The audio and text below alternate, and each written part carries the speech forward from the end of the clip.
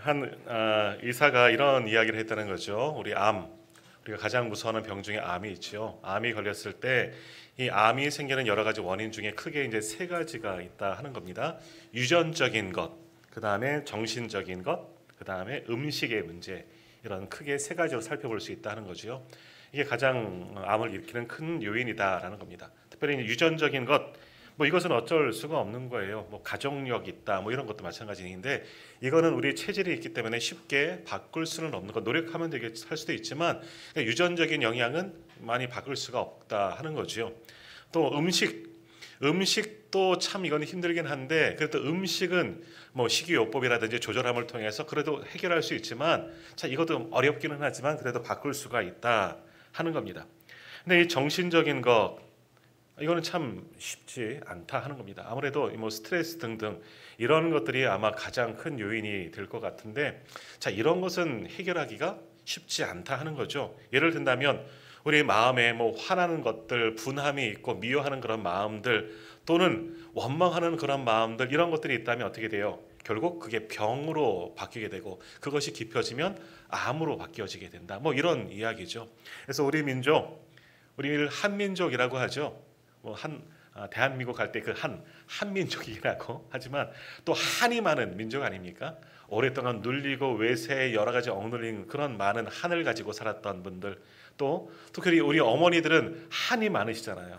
시집살이 하면서 한을 가지고 사는 경우도 참 많이 있기 때문에 이런 것들이 우리 정신적으로 눌려지게 되고 여기서 모든 병들이 생겨나게 되고 그런 병이 깊어지면 정말 무서운 암병 같은 것도 생기게 된다 하는 겁니다.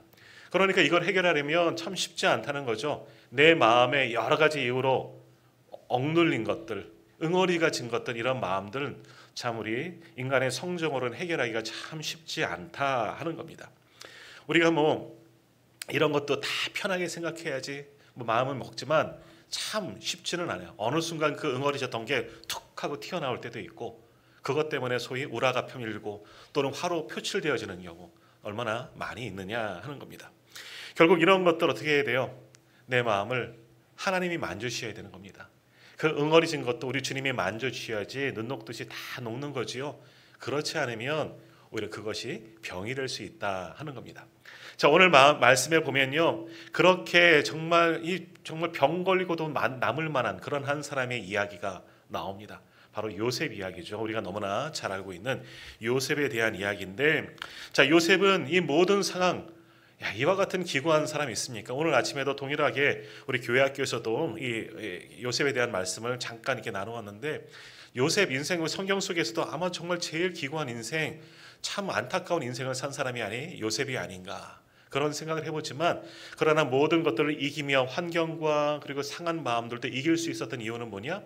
성경 곳곳에 나오고 오늘 읽은 본문에도 나오지만 하나님이 함께 하심을 믿었기 때문인 줄 믿습니다.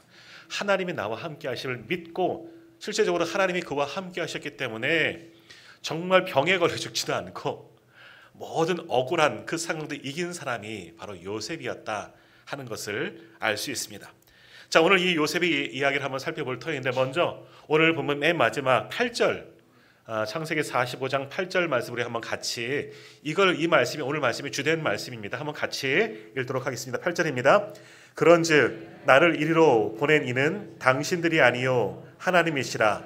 하나님이 나를 바로에게 아버지로 삼으시고 그 온 집의 주로 삼으시며 애굽 온 땅의 통치자로 삼으셨나이다. 아멘. 이게 요셉의 고백이에요. 누구에게 한 말이죠? 형들에게. 어떠한 형들이 어떤 형입니까? 평소 관계가 좋은 사람들이 아니라 한 10여 년 만에 만난 형들이에요. 수십 년 만에 만난 형들이죠. 이들이 어땠습니까? 어린 시절 자기를 미워하고 따지고 보면 미워할 만한 짓도 있어요. 하지만 어떤 형들이 미워해서 죽이려고 하고 또 노예로 팔아버린, 아버지를 속였다, 죽었다 속인 그런 형들 아니겠습니까? 20여 년, 아니 수십 년 만에 그들을 만나서 그들 앞에서 한 말입니다. 지금은 요셉이 권세가 있습니다. 아시는 것처럼 지금 이때는 언제입니까? 요셉이 애굽의 총리가 되었을 때, 오늘 말씀에 나온 것처럼 나로 바로의 아버지로 삼으시고 온 집의 주로 삼았다. 그러니까 애굽의 왕, 그 다음 가는 총리가 되었다는 거죠. 그만큼 권세에 있을 때 자기를 미워하고 자기를 죽이려고 했던, 그리고 자기를 팔아버린 그 형들이 찾아왔을 때 그들 앞에서 한 말이 이 본문 8절 말씀이라는 거죠. 나를 이리로 보내시는 분은 누구다? 당신들이 아니라는 거예요. 하나님이시라. 모든 생명을 구원하시려고 나를 먼저 보냈습니다. 내가 오늘 여기 있는 것도, 내가 이렇게 낮아졌다가 또 높아진 것도 하나님이 하신 일입니다. 요셉은 자기 인생 속에서 하나님이 하셨다는 것을 온전히 믿고 그 하나님이 여기까지 인도하셨다는 것을 지금 이와 같이 고백하고 있습니다. 더욱이 우리가 오늘 읽은 이 45장 8절까지의 말씀에도 하나님이라는 단어가 계속해서 나옵니다. 어떤 하나님이에요?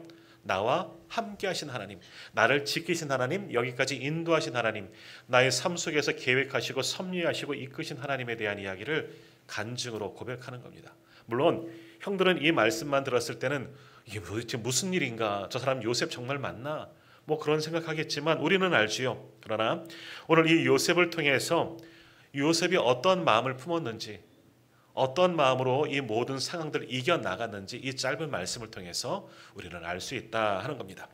자, 8절 나를 이리로 보내신 분은 당신들이 아니라 하나님이시다 하는 이 말씀, 요셉의 모든 하나님에 대한 믿음, 신앙이 다 들어가져 있는 그 말씀입니다. 오늘은 세 가지로 이 말씀 속에서 요셉이 어떠한 마음을 가졌는가, 그의 믿음이 어떠한 믿음인가 함께 나누는 그런 시간이 되었으면 좋겠습니다. 자, 첫 번째, 요셉은 형들이 자기를 애굽의 노예로 판 것도 하나님의 뜻이다, 하나님의 섭리와 계획이 있다, 그렇게 믿었다는 겁니다. 내가 팔린 것은 그저 형들의 미움을 받고 나를 죽이려고 죽이지 못하니까 괜히 팔았다, 형들 때문이다 아니라 나를 이렇게 하신 것, 나를 애굽의 노예로 종으로 팔게 하신 것도 하나님의 또 다른 섭리이다 하는 것을 믿었습니다. 이걸 어떻게 믿을 수가 있냐 하는 거죠. 도저히 믿을 수 없는 거지만 그러나 자신과 함께 하신 하나님, 내가 지금 가장 억울하고 힘든 상황이 왔지만 이것도 하나님의 섭리이다 하는 것을 요셉이 깨달았다는 겁니다. 자, 우리가 세상에 살아가면서 어떠한 일들, 우리 가운데 일어나는 모든 일들을 보면서 우리가 이것을 어떻게 보느냐에 따라서 그 의미와 다 달라질 수가 있다 하는 거죠. 때로는 이것을 통해서 원망과 불평하고 남 탓하게 되는 경우가 얼마나 많이 있습니까? 어떤 일이 일어났을 때 왜 나에게 이런 일들이 생겼을까? 뭐 그렇게 생각할 때도 있지만 때로는 그것을 다른 눈으로 바꿔보면 이렇게 하신 것도 하나님의 뜻이었구나. 우리 성도들은 그것을 깨달을 수가 있습니다. 때로는 상황은 좋지 않지만 참 억울한 일을 당할 때도 있지만 여기에도 그래서 하나님이 이렇게 하셨구나 생각할 때가 있다 하는 겁니다. 오늘 요셉의 경우가 이렇다는 거죠. 형들에게 미움을 받고 형들에게 팔린 것, 인간적으로 보면 얼마나 억울하고 분하고 화가 날 일입니까? 하지만 거기에도 요셉은 하나님의 뜻이 분명히 있다, 이것을 믿었습니다. 그 믿음으로 모든 것을 견딜 수 있었고 그 가운데 하나님께서 함께 하셨기 때문에 오늘날의 요셉이 될 수가 있었다는 거죠. 우리 김민우라는 그런 가수가 있습니다. 좀 아주 오래된 분은 아닌데 뭐 저랑 거의 비슷할 것 같아요. 아십니까?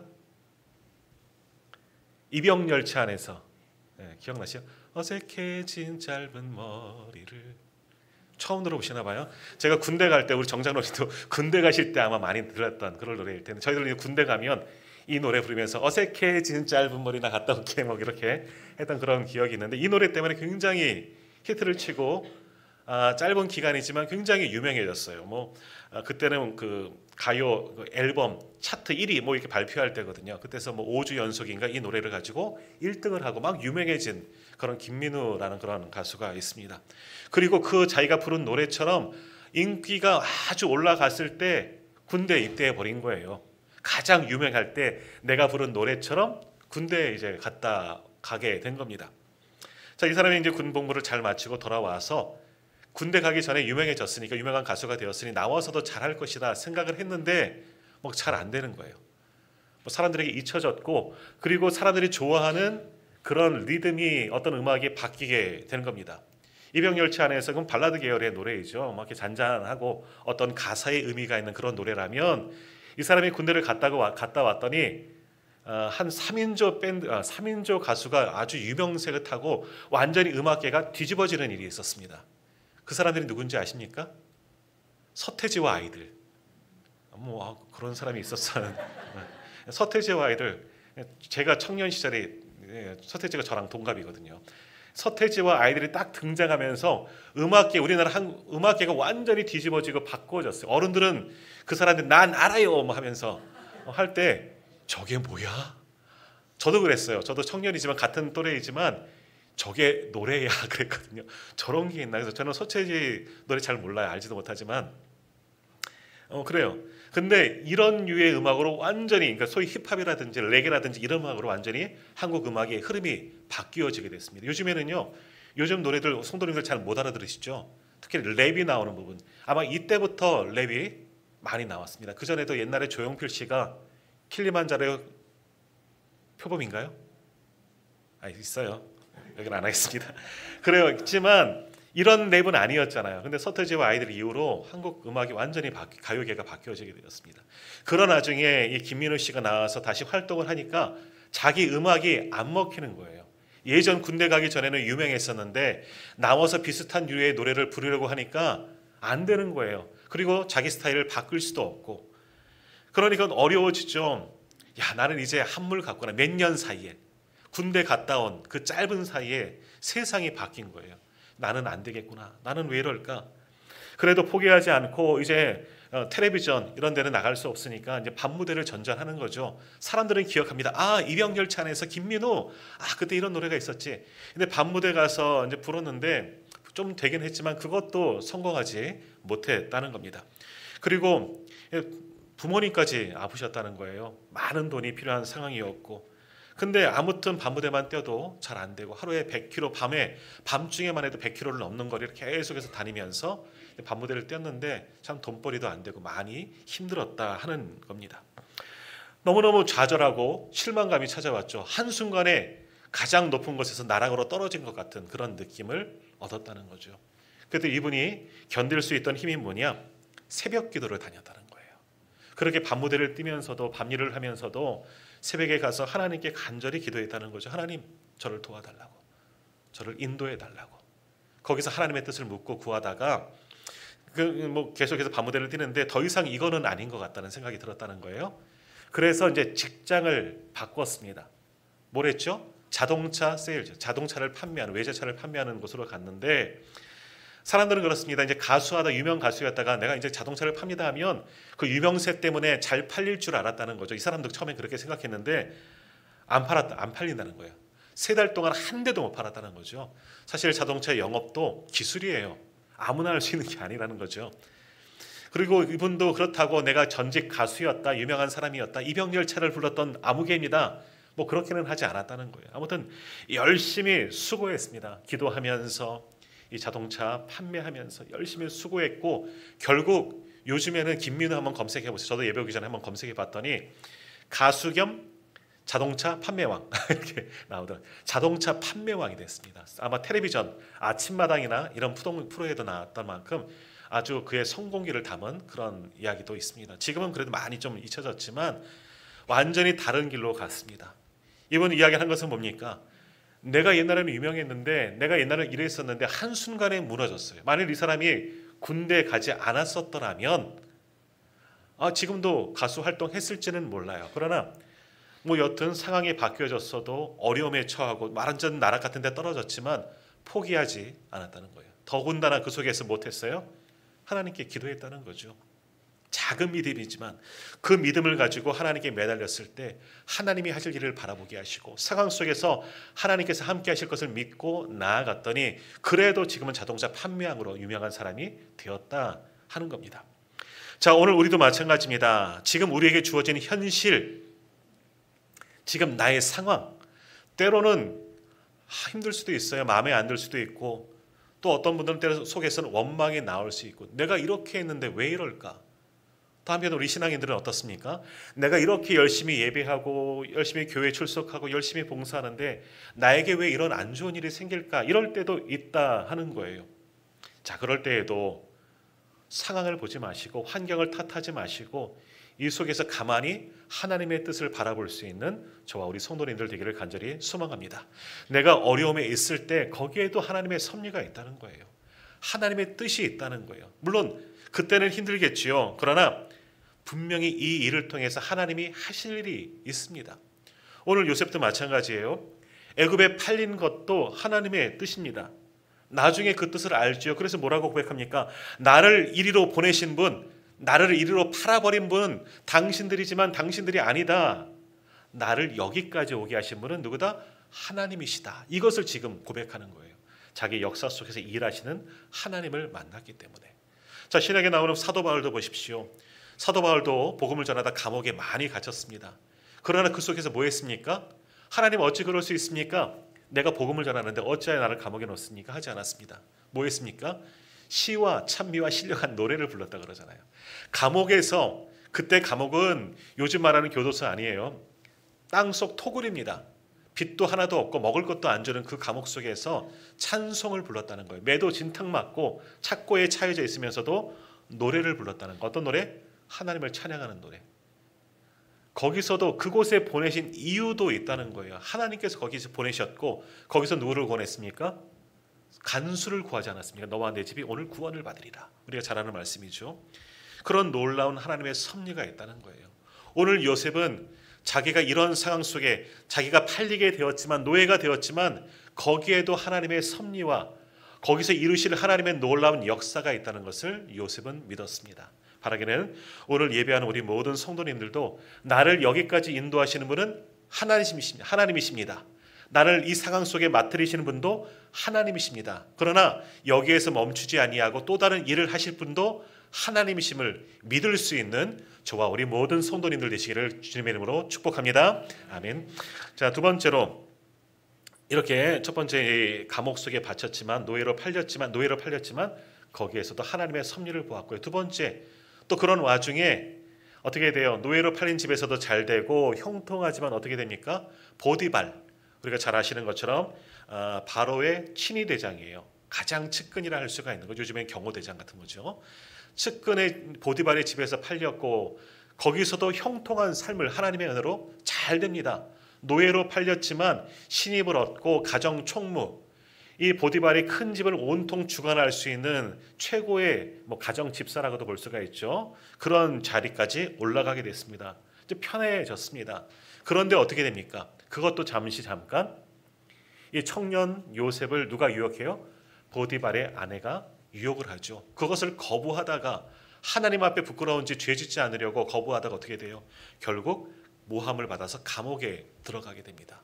굴곡입니다. 높이 올라가다 떨어지고 높이 올라가다 떨어지는 이런 일들을 여러 번 경험하게 됩니다.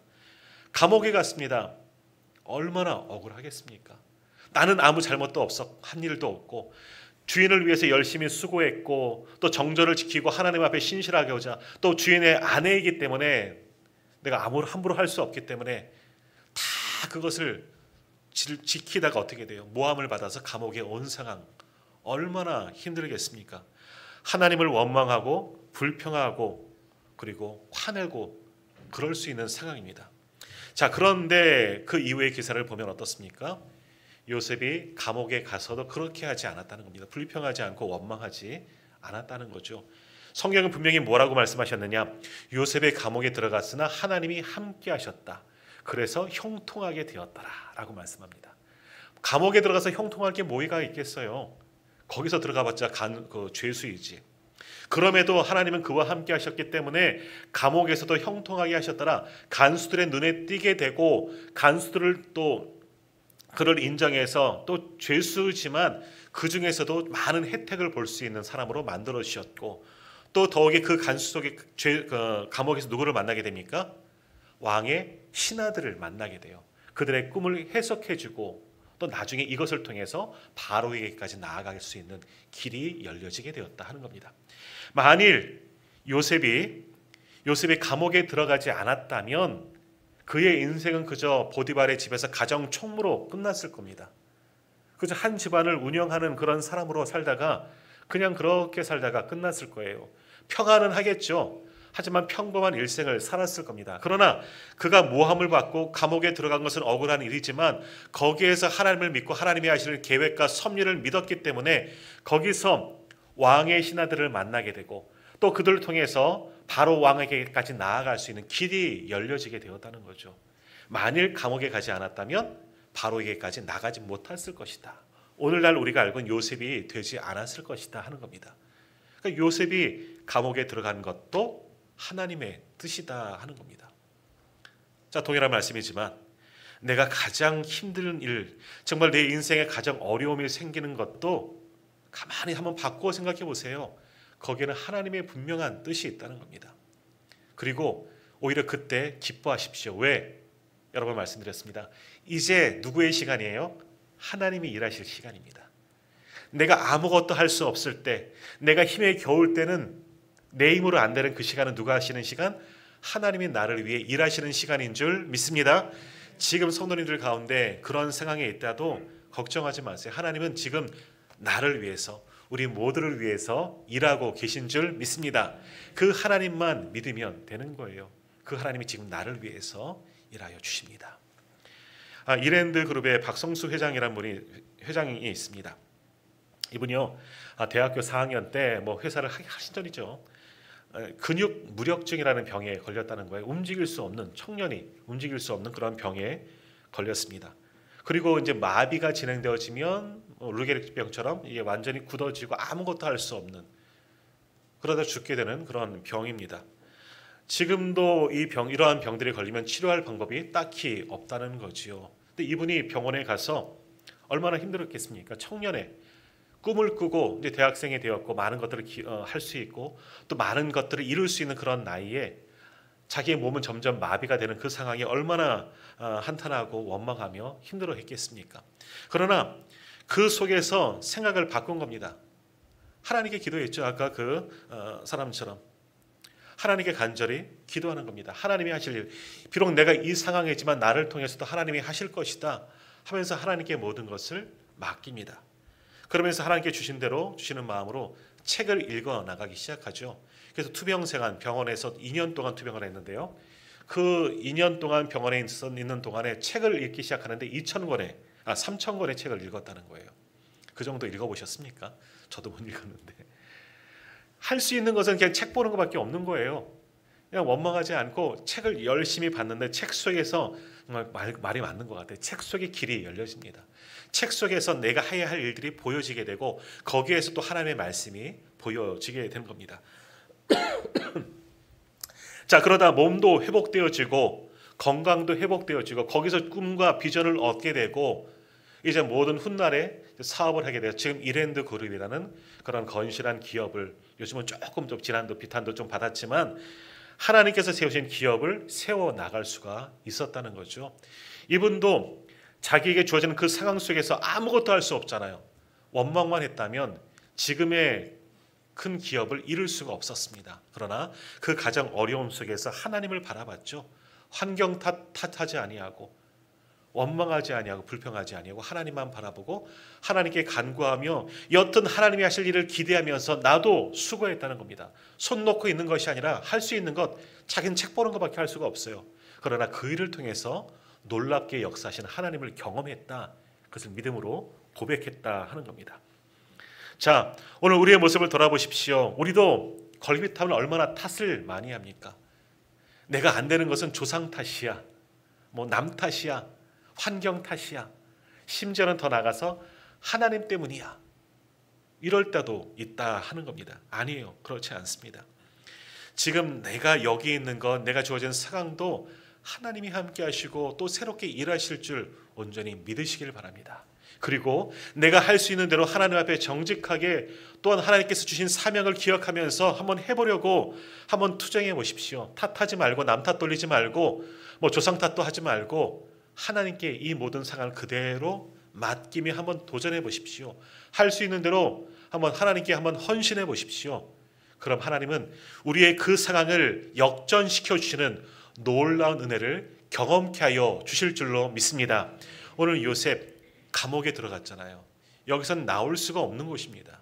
아무나 나올 수가 없는 것이죠. 왕의 특별한 은총이 있지 않으면, 그러나 요셉은 그 감옥에서도 벗어났습니다. 한 3년여간의 감옥 생활을 했지만 거기서 하나님의 은혜로 구원받고 오히려 감옥에서 나온 순간 총리가 됐습니다. 얼마나 은혜입니까? 오늘 우리도 그런 하나님의 은혜가 임하게 될 줄로 믿습니다. 나와 함께 하신 하나님, 나를 구원하신 하나님, 나를 위해서 일하시는 하나님의 섭리와 계획을 온전히 믿고 하나님께 맡길 때 하나님 지금 나를 통해서도 놀랍도록 역사하여 주실 줄 믿습니다. 자, 세 번째로 요셉은 이제 마침내 결론은 어떻게 됩니까? 총리가 됐습니다. 총리가 된 것도 하나님의 뜻입니다 하고 감사했다는 거죠. 고백했다는 겁니다. 자, 요셉. 자, 우리가 한번 이성적으로 한번 생각해 보세요. 우리가 아시는 것처럼 요셉은 죄수의 몸이었습니다. 감옥에 갇혀 있습니다. 그러나 여튼 꿈 해석 한번 잘 해석해 준 걸로 감옥에서 풀려난 것만이 아니라 그 즉시로 애굽의 총리로 임명받았다는 겁니다. 말이 됩니까? 요셉이 어떤 사람이었어요? 전직 노예 출신입니다. 애굽 사람도 아니죠. 이방 사람, 이방인 노예 출신입니다. 종이했어요. 가정 총무였지만 또 죄수였어요. 요즘은 뭐 높은 자리에 올라가려면 빨간 줄도 있어야 한다 뭐 그런 이야기도 하지만 그것과는 상관없이 요셉은 자기가 원치 않아서 노예가 되고 원치 않아서 감옥에 들어가서 죄수가 됐습니다. 그런데 하루아침에 꿈을 해석해 주었더니 애굽의 총리가 되었습니다. 요셉이 학교를 다녔을까요? 많은 배움이 있었습니까? 없습니다. 아무것도 갖추어지지 않고 배경도 없습니다. 그런데 바로에게 들려서 애굽이란 나라를 다스리는 총리가 되었다는 거죠. 지금으로 말하면 미국의 부통령이 되고 국무장관이 되고 이렇게 높은 자리에 올라타는 겁니다. 우리나라의 총리가 되는 거죠. 죄수가 이를 감당할 수 있을까? 바로 왕은 왜 그러한 죄수에게 한 나라의 총리 재상을 맡겼을까? 그래서 말씀을 자세히 보면요, 바로의 다른 신하들이 그 앞에 엎드린다 하는 그런 말씀입니다. 두 가지 의미가 있는데 총리이기 때문에 엎드려 절한다는 의미도 있고 놀라서 자빠지는 거죠. 어떻게 저런 사람이 총리가 됩니까? 아이고 맙소사, 이런 거일 수도 있다는 거죠.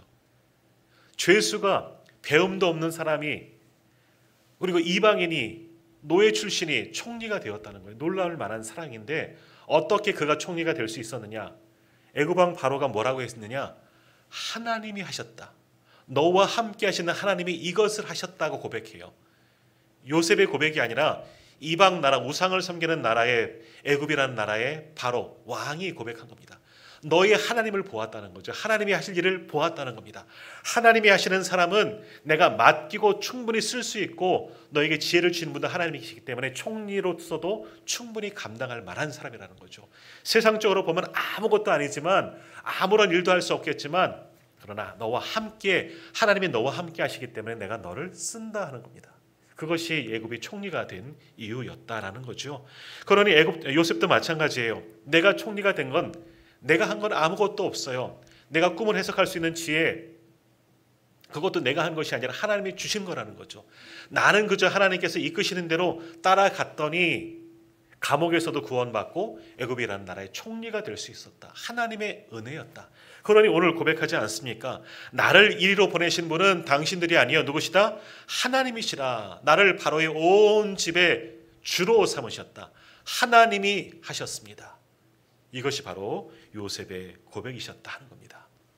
자, 오늘 우리가 여기까지 온 것도 하나님이 하신 일인 줄 믿습니다. 우리가 지난 교회 창립 30주년의 앞에 현수막도 하나님의 은혜입니다 라고 고백했던 것처럼 우리 교회가 작지만 여기까지 30여 년의 역사를 이루게 하신 것도 하나님이 하신 줄 믿습니다. 우리가 열심히 수고하고 이런 교회를 세워나간 것이 아니라 모든 상황 속에서 일하신 하나님 때문에 오늘 우리 교회가 여기 있고 바로 내가 여기에 있는 줄 믿습니다. 내가 우리 가정에서도 또 삶의 자리에서도 여기까지 오를 수 있었던 것은 그래도 이만큼 먹고 살 수 있는 것도 하나님의 은혜인 줄 믿습니다. 기왕이면 더 많이 주시죠 하는 분도 계시겠지만 그래도 하나님께서는 다른 길로 가지 아니하고 세상 사람들이 가는 멸망의 길로 가지 아니하고 구원받아 예수 믿는 사람으로 또 교회에서 나와 같은 사람도 쓰셔서 직분 주셔서 여기까지 오게 하신 것도 결국 하나님이 하셨음을 믿으시기를 바랍니다. 저는 마찬가지예요. 저와 같은 사람도 많은 사람 가운데 세우셔서 기름 부으셔서 목회자로 세우신 것도 하나님이 하신 줄 믿습니다. 오늘의 교회 보내신 것도 하나님이 하신 줄 믿습니다. 많은 후보자들 가운데 제가 더 잘생겼고 똑똑해서가 아니라 하나님이 뽑아주신 줄 믿습니다. 그래요. 우리가 여기까지 나된 것은 사도 바울의 고백처럼 하나님의 은혜인 줄 믿으시기를 바랍니다. 그래요. 오늘 요셉은 그것을 알아요. 그러니 하나님 앞에 더욱더 겸손할 수밖에 없는 거죠. 요셉은 자신을 압니다.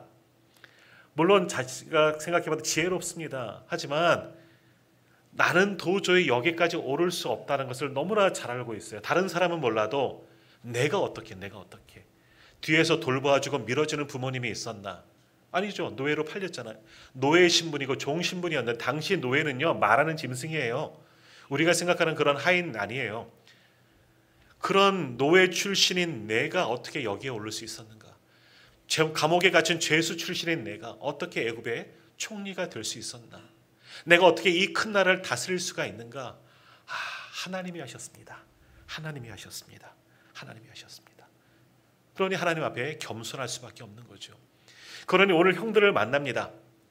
그러니 형들을 만나게 하신 것도 하나님의 뜻이죠. 거기서 요셉이 또 한 번 깨닫습니다. 우리 같으면 자기를 죽이려고 한 사람, 자기를 팔아버린 형들 만났을 때 복수하고 싶은 마음 왜 없겠습니까? 인간적인 마음으로 저놈들이 이제 형도 아니죠. 저것들이 나를 팔았어? 나를 노예로 팔았어? 나도 똑같이 하리라. 지금은 권세가 있었기 때문에. 그러나 요셉은 그리하지 않았습니다. 어떻게 했습니까? 오늘 보면 5절 말씀 우리 한번 같이 읽어보겠습니다. 5절 말씀 우리 같이 읽겠습니다. 당신들이 나를 이곳에 팔았다고 해서 근심하지 마소서, 한탄하지 마소서. 하나님의 생명을 구원하시려고 나를 당신들보다 먼저 보내셨나이다. 아멘. 자, 형들은 요셉의 이야기를 처음 듣고 아무 말도 대답하지 못했잖아요. 무슨 소리지?